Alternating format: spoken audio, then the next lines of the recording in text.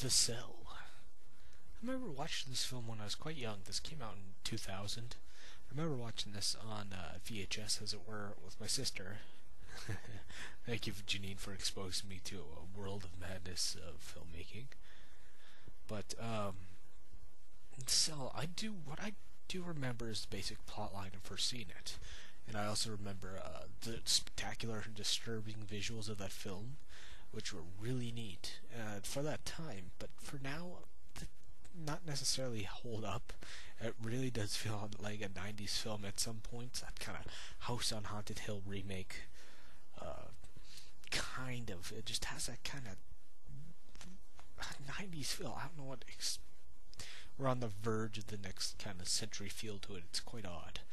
But the film itself is it's a very generic plot line, something that would come out of Law and Order Special Victims Unit or something in regard to that. But the thing that stands out the most is the visuals. Yeah, that's probably the best thing to see. It's not necessarily that deep of a film. It's trying to come off a deep subject and have deeper undertones and spectacular visuals, but the message itself does get muddled and stuff. But my god, some of the performances in here are quite good by the main villain that is played by, what's his name?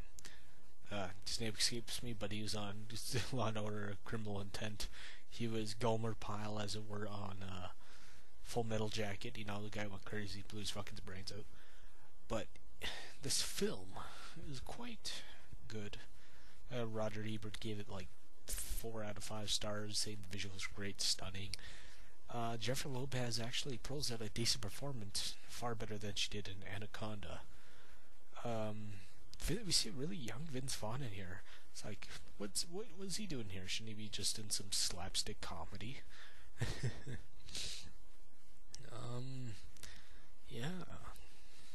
But it's quite interesting at some points. It's not necessarily frightening. There's no real jump scares, as it were. It's just this movie relies too many on the visuals, and the visuals themselves don't really stack up to today's standards. I've seen far odder things. It really comes off as somebody's deviant artwork, as it were.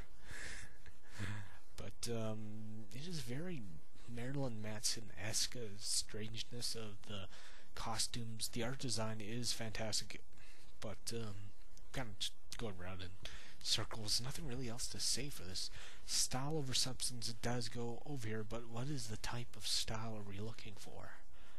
What kind of film I think of that fantastic style, which were I can't really none at the moment. It's fucking 2 in the morning, can't think. Good film.